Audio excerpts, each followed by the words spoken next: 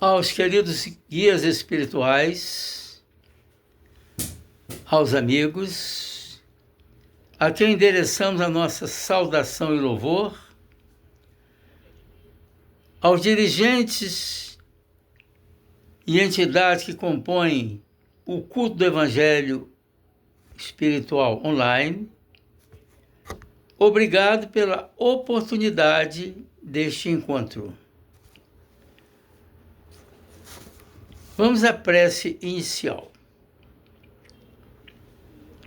Queridos guias, Mãe Maria, querido Jesus, Senhor Deus, aqui nos encontramos na condição de aprendizes do Evangelho. Aqui sabemos de nossas deficiências espirituais, que precisamos aprender mais e melhor para igualmente servirmos mais e melhor. Apresentamos-nos, pois, como canais à divulgação espiritual do Evangelho, na prática do Evangelho, e contamos com a assistência dos senhores, amigos e guias espirituais para que possamos nos tornar auxiliares confiáveis, prestimosos, e aqui nos apresentamos então ao trabalho. Que assim seja, graças a Deus. E vamos passar agora a palavra para a dona Vânia.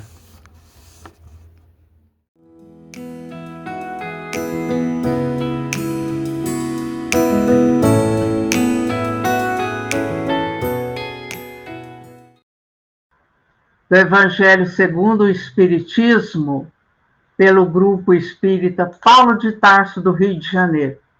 Vânia, de Uberlândia, trazendo para vocês a continuidade da nossa leitura para o Evangelho no Lar de hoje. No capítulo 11º, no capítulo 11, nós vamos ver dentro do subtítulo Dai a César o que é de César. O capítulo 11 intitula-se Amar o Próximo como a si mesmo. Vamos fazer a leitura e depois as nossas considerações. Item 5. Os fariseus, tendo-se retirado, entenderam-se entre si para comprometê-lo com as suas próprias palavras.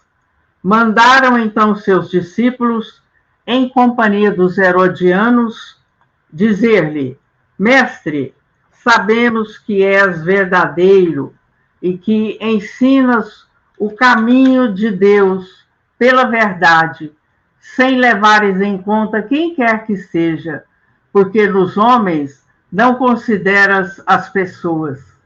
Dize-nos, pois, qual a tua opinião sobre isto? É-nos permitido pagar ou deixar de pagar a César o tributo? Jesus, porém, que lhes conhecia a malícia, respondeu: Hipócritas, por que me tentais? Apresentai-me uma das moedas que se dão em pagamento do tributo. E tendo-lhe eles apresentado um denário, perguntou Jesus: De quem são esta imagem e esta inscrição? De César, responderam eles. Então observou-lhes Jesus: Dai, pois, a César o que é de César e a Deus o que é de Deus. Ouvindo-o falar dessa maneira, admiraram-se eles da sua resposta e, deixando-o, se retiraram. Mateus, capítulo 22, versículos 15 a 22, Marcos, capítulo 12, versículos 13 a 17. Então, nós sabemos que os fariseus eram um povo que adorava práticas exteriores, né? E que, na verdade, ou na sua intimidade, tinha uma vida de costumes dissolutos, de costumes libertinos. Então, eles não, na verdade, eles apenas aparentavam seguir os princípios daquela época. Então, Jesus, como já os conhecia e sabia de sua hipocrisia, de seu fingimento, Jesus respondeu a eles de forma para que eles soubessem que Jesus não estava sendo enganado, que Jesus muito bem sabia qual era a intenção deles. E qual era a intenção dos fariseus? Colocar Jesus em conflito diante da população. Por quê? Porque os judeus tinham que pagar os impostos para os romanos. Então, com essa pergunta, os fariseus pretendiam jogar a opinião pública contra Jesus. E Jesus, conhecendo-os bem, lhes disse: hipócritas, por que me tentais? Quer dizer, fingidos, enganadores, por que me tentais? E ao pedir que se lhes apresentasse uma moeda da época, um denário, ele perguntou que imagem estava inscrita na moeda. E os fariseus responderam: de César. Então Jesus disse: dai a César o que é de César e a Deus o que é de Deus. Porque aqueles compromissos, aqueles deveres do cidadão para os seus governantes, eles devem ser cumpridos, devem ser pagos os tributos, os impostos, né? Porque isso faz parte das coisas do mundo. Como os fariseus queriam constranger, humilhar Jesus perante as pessoas, desacreditá-lo, pensaram que assim agindo estariam desmoralizando-o, mas se enganaram, pois Jesus os conhecia. E, diante de sua resposta muito inteligente, os fariseus se afastaram e foram embora. Né? Então, nós temos aqui um teste que os fariseus queriam fazer com Jesus para que ele ficasse desacreditado. Nós devemos pensar que hoje, nos dias de hoje, acontece muito dessas coisas, né? De as criaturas na terra ou mesmo na família, né? Quererem muitas vezes utilizar determinadas situações para constranger as pessoas. Vamos ouvir o que Kardec nos deixou no item 6. A questão proposta a Jesus era motivada pela circunstância de que os judeus, abominando o tributo que os romanos lhes impunham, haviam feito desse pagamento uma questão religiosa. Numeroso partido se fundara contra o imposto. O pagamento do tributo, portanto, era para eles uma questão de irritante atualidade, sem o que nenhum sentido teria a pergunta feita a Jesus: é-nos lícito pagar ou deixar de pagar a César o tributo? Havia nessa pergunta uma armadilha, porque, conforme a resposta dada por Jesus, os fariseus esperavam excitar contra ele a autoridade romana e os judeus dissidentes. Mas Jesus, que lhes conhecia a malícia, contornou a dificuldade, dando-lhes uma lição de justiça, ao dizer que a cada um seja dado o que lhe é devido. Significando, então, que, como cidadãos, né, temos leis a cumprir. E à época de Jesus, né, o Império Romano cobrava dos judeus um tributo, um imposto, pela entrada ou saída da cidade com qualquer mercadoria. E contra tal imposto, os judeus se indignavam. E com isso, eles pretendiam, os fariseus pretendiam colocar Jesus como alvo dos romanos e dos judeus dissidentes, daqueles que tomaram um caminho diferente. Mas Jesus, dada a sua inteligência e como conhecia a malícia dos fariseus, a resposta que ele deu calou a boca de todos. A cada um seja dado o que lhe é devido. Então nós vamos ver que desde a época de Jesus já havia aquelas pessoas de má fé, aquelas pessoas que disputavam o poder e transformaram aquela situação do imposto numa questão religiosa,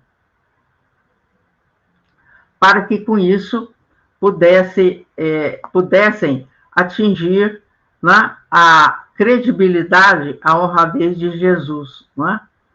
E isso nós vamos estender para os nossos dias, para a nossa convivência com a família, para o nosso papel como cidadãos, que temos que cumprir os nossos deveres, as nossas obrigações, porque para a par com deveres existem os direitos.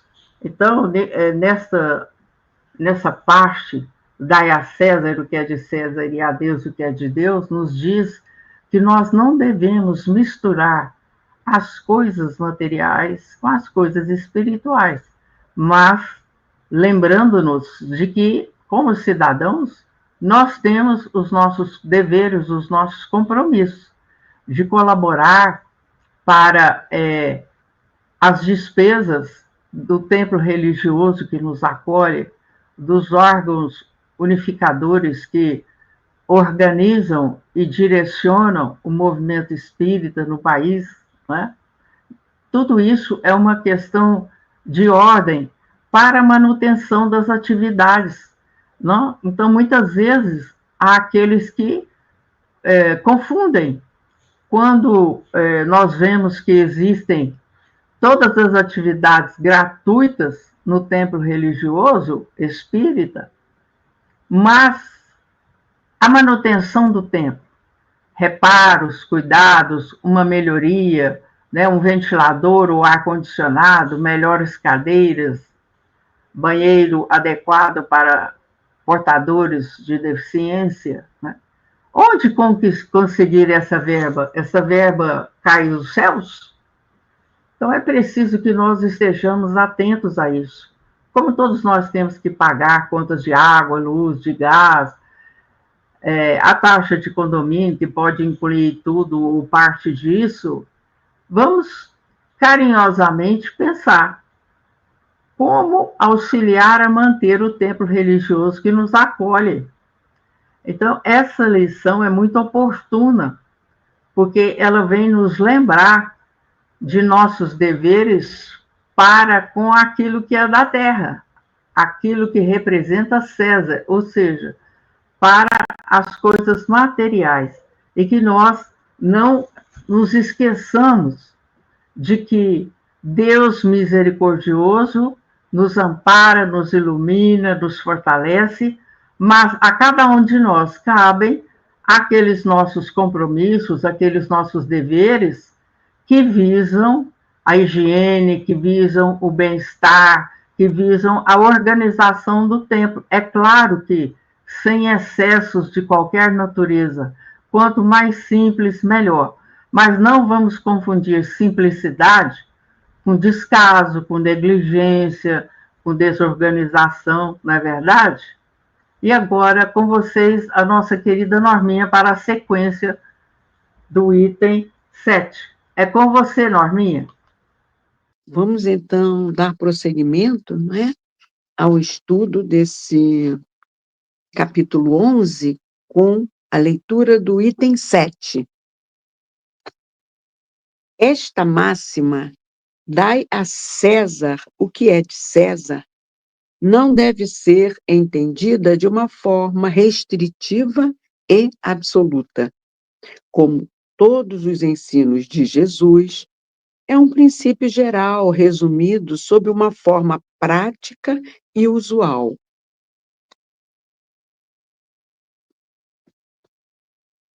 E deduzido de uma circunstância particular.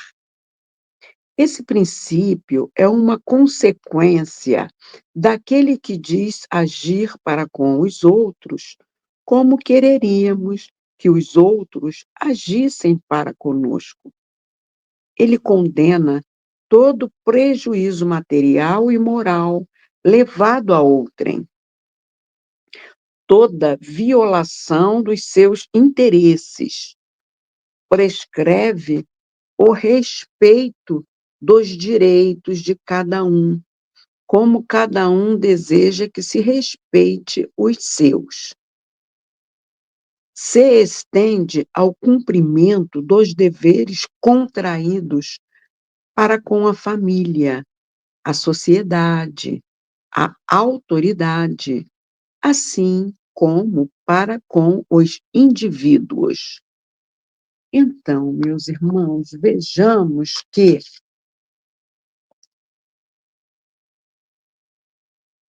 todos nós devemos cumprir com as nossas obrigações, não é verdade? Seja com o governo, seja com Deus. Coloquemos as coisas de Deus em primeiro lugar. Afinal, em Deus há a verdadeira justiça. Conforme a questão 875 do Livro dos Espíritos, justiça consiste em cada um respeitar o direito dos demais. Então, há duas coisas que determinam esses direitos: a lei humana e a lei natural. As leis humanas, elas são mutáveis, não é, meus irmãos? Conforme o progresso das luzes vão se fazendo, não é? Elas são reajustadas. Hoje, vossas leis imperfeitas consagram direitos antiquados que agora vos afiguram monstruosos, mas que pareciam justos quando criados lá na Idade Média. Nem sempre, não é de acordo com a justiça. É o direito que os homens prescrevem, não é? Então, regula algumas relações sociais na vida particular e os atos são da alçada do tribunal da consciência. Então, posto de parte o direito que a lei humana consagra, qual a base da justiça segundo a lei natural? Essa é a questão 876 do Livro dos Espíritos. Então, tem assim: disse o Cristo: queira cada um para os outros o que quereria para si mesmo. No coração do homem, imprimiu Deus a regra da verdadeira justiça, fazendo que cada um deseje ver respeitados os seus direitos. Na incerteza de como deva proceder com o seu semelhante em dada circunstância, então trate o homem de saber como quereria que com ele procedessem em circunstância idêntica. Onde está escrita a lei de Deus? Lá na questão 621, a espiritualidade responde: na consciência. Entendeu? Então, guia mais seguro do que a própria consciência não lhe podia Deus haver dado. Ou seja, meus irmãos, basta conscientemente nos colocarmos na situação do outro. E aí perguntaríamos: e se fosse eu que estivesse nessa situação? Entendeu? E aí Kardec vai acrescentar, numa nota a essa questão, o seguinte: efetivamente, o critério da verdadeira justiça está em querer cada um para os outros o que para si mesmo quereria, e não em querer para si o que quereria para os outros, o que é absolutamente não é a mesma coisa, entendeu? Não sendo natural que haja quem deseje o mal para si, desde que cada um tome por modelo o seu desejo pessoal, é evidente que nunca ninguém desejará para o seu semelhante senão o bem. Em todos os tempos e sob o império de todas as crenças, meus irmãos, sempre o homem se esforçou para que prevalecesse o seu direito pessoal. A sublimidade da religião cristã, diz Kardec, está em que ela tomou o direito pessoal por base do direito do próximo. Então, tudo quanto queres que os outros façam para ti, faze também para ele. É a regra áurea, não é?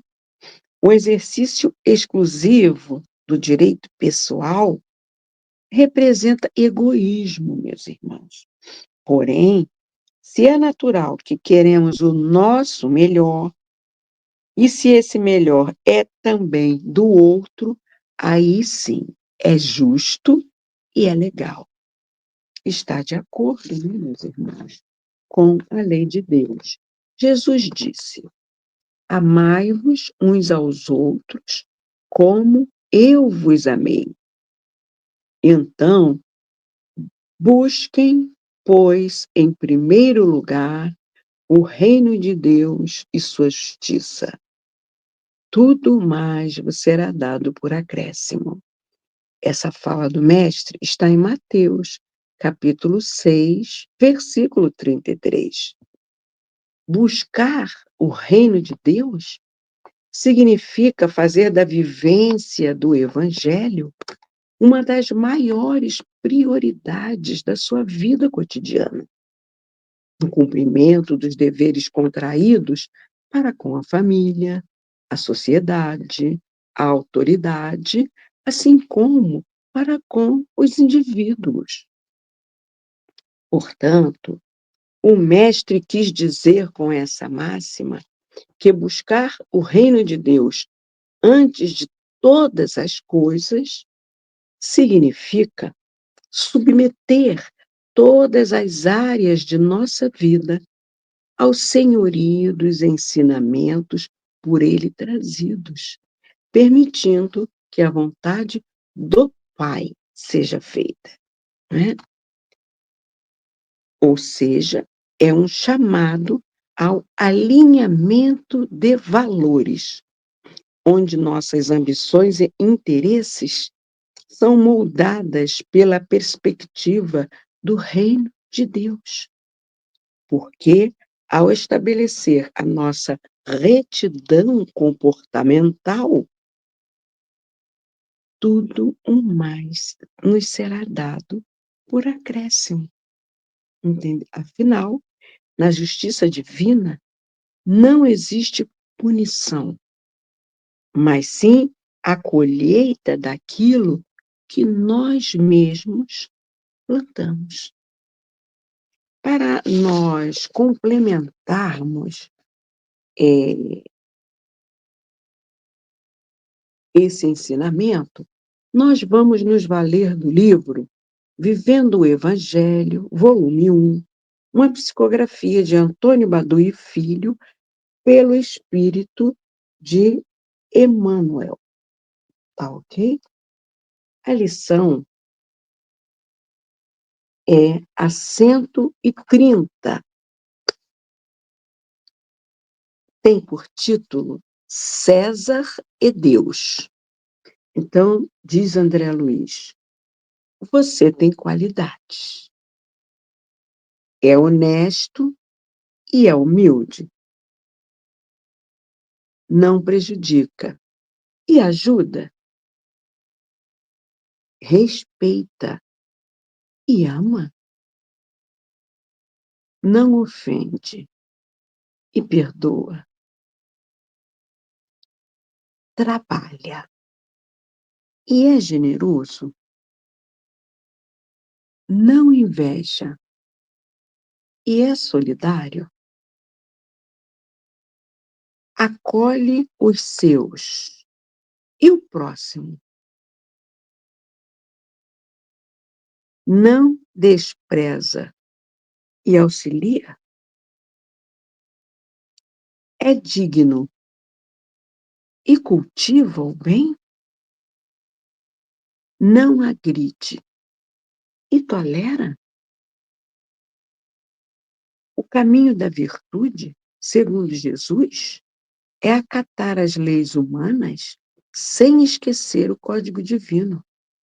Contudo, há muita gente correta que está de acordo com César, mas ainda desconhece o compromisso com Deus. Então, não basta apenas honrar com os compromissos materiais.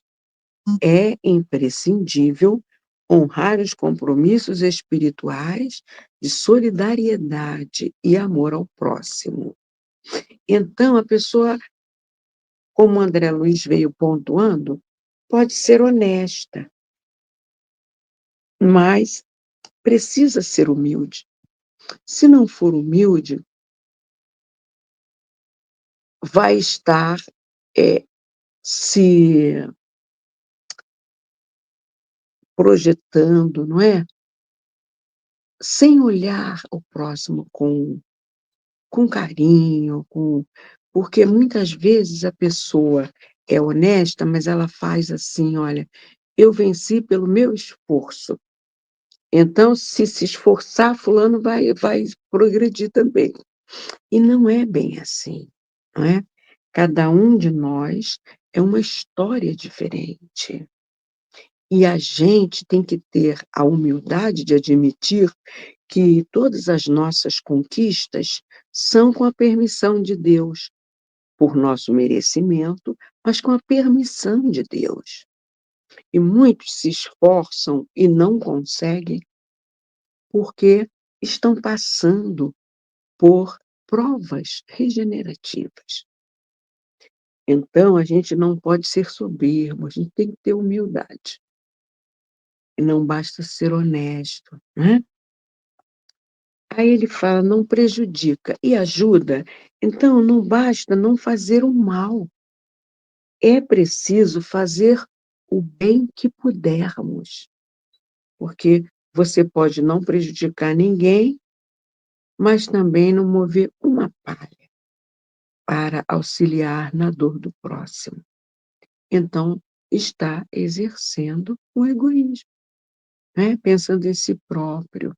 Quando a gente se sensibiliza com a dor alheia, aí a gente, além de não estar prejudicando, a gente está vivenciando a lei divina, ajudando. Então, é preciso ter respeito, mas amor também pelas pessoas.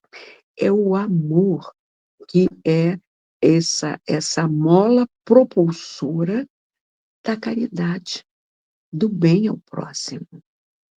A gente, numa situação de desacordo no diálogo, a gente pode não ofender na hora. É bom, mas é preciso perdoar. Porque André pergunta: "E perdoa? Por que isso?" Porque o não perdão, meus irmãos, nos envenena e nos adoece. Então, a gente tem que ter aquela humildade de saber que todos nós erramos, porque somos imperfeitos ainda. Então, isso nos auxilia a termos mais benevolência e indulgência para com as imperfeições dos outros, e não ficarmos remoendo por dentro, embora não tenhamos ofendido verbalmente, mas remoendo aquilo por dentro, só vai nos envenenar, nos fazer mal. A pessoa pode ser trabalhadora, André falou, trabalha, e é generoso. É isso, porque eu posso ter conquistado a condição, não é, de conforto para mim, para a minha família, com o meu trabalho. Mas e o meu próximo? Nós fazemos parte de uma família universal.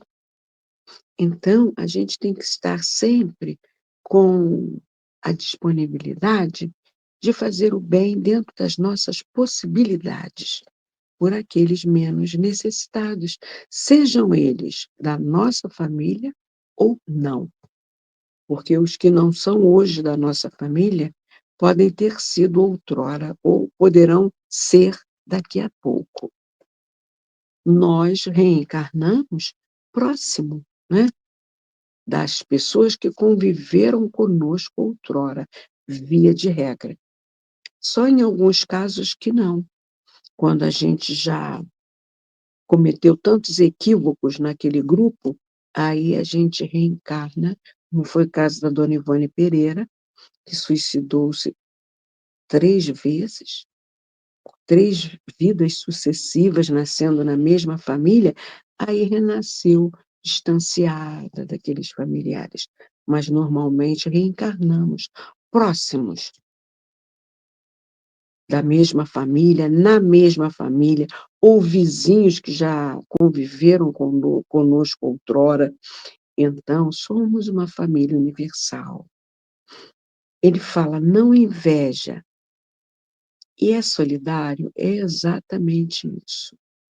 Quando a gente é solidário, a gente não é solitário. Joana de Ângeles nos ensina isso. A solidariedade amplia nossa rede de amigos, né? Acolhe os seus e o próximo. É essa a questão que eu coloquei ainda agora, cabe aqui também. Tem pessoas que adotam aquele farinha pouca, meu pirão primeiro. Então, protege os seus, mas não se preocupa com a dor do vizinho, com a dor do que está mais além. Então, é preciso despertar esse amor dentro de nós, amar ao próximo como a si mesmo. Você pode não desprezar uma pessoa que esteja em equívoco, mas você busca auxiliar, porque quantos de nossos irmãos se equivocam, não é? Pela viciação. Você pode não desprezar, mas o que você faz para ajudar? É preciso, não é, meus irmãos, esse despertar de consciência. É claro que vai depender, no caso de uma viciação, do próprio, mas se a gente fornecer, né, dados onde ele possa encontrar auxílio e fazer o possível para instrumentalizá-lo profissionalmente, para que ele possa fazer valer a utilização do seu tempo em coisas úteis, fazermos o que estiver ao nosso alcance. Agora, a decisão é claro que é da pessoa, mas cabe a nós auxiliar. Não basta apenas não desprezar. E às vezes fala: "Ah, aquele ali é o patinho feio da família, só dá desgosto", né. Mas não basta você, não ser isso, não agir desta maneira. É preciso um pouco mais. É preciso agir com amor e caridade pelo próximo. Você pode ser digno, mas e cultiva o bem? André Luiz questiona, né. Então, é preciso vivenciar o evangelho cotidianamente, no nosso dia a dia, buscando fazer o que o mestre nos ensinou, não é? Emmanuel nos diz, no livro Pão Nosso, na questão 102, no capítulo 102, Nós e César, ele diz que em todo lugar do mundo o homem encontrará sempre, de acordo com os seus merecimentos, a figura de César, simbolizada no governo estatal. Então, precisamos entender que as nossas obrigações são para com esse governo estatal, mas principalmente com as leis de Deus. Vive em harmonia com os seus superiores e não te esqueças de que a melhor posição é a do equilíbrio, entendeu? E se pretendes viver retamente, não deis a César o vinagre da crítica acerba. Ajuda-o com o teu trabalho eficiente, no sadio desejo de acertar, convicto de que ele e nós somos filhos do mesmo Deus. Então, é isso que o Pai espera de nós, meus irmãos. Agirmos com amor ao próximo, porque todos fazemos parte da família universal, criada pelo Pai Maior para o nosso progresso. Para tal, temos que ter disciplina, dando a César o que é de César e a Deus o que é de Deus.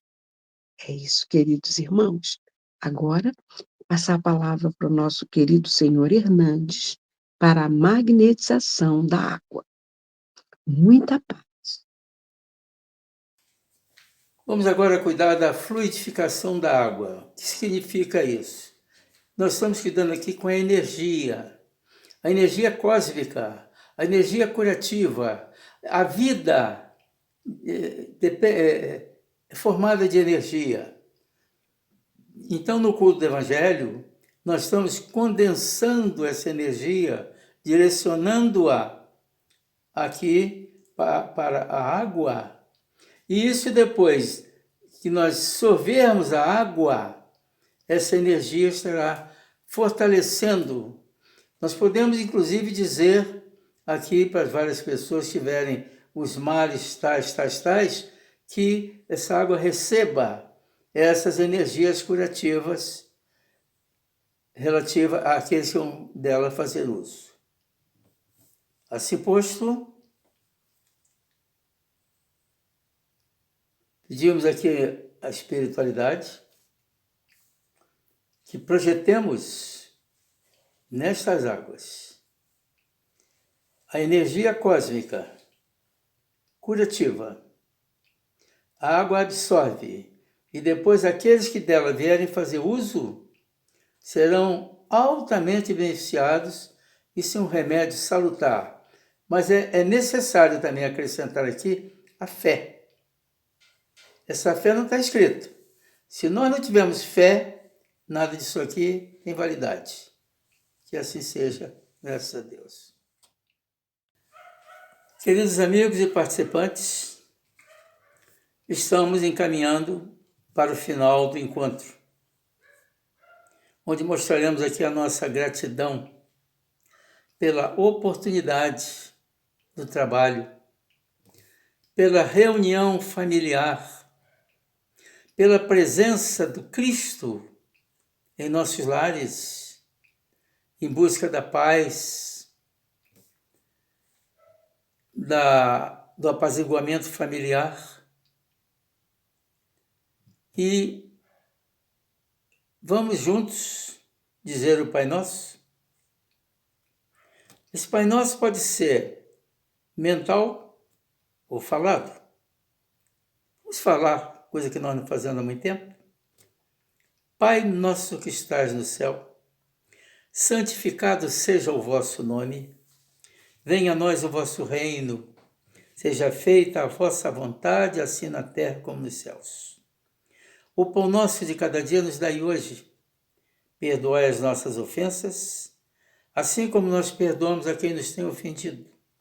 E não nos deixeis cair em tentação, mas livrai-nos do mal, e que assim seja. Lembremos-nos sempre de que temos que chegar aqui, o coração pode chegar meio pesado, mas a saída tem que ser leve. Perdão para tudo, perdão a todos.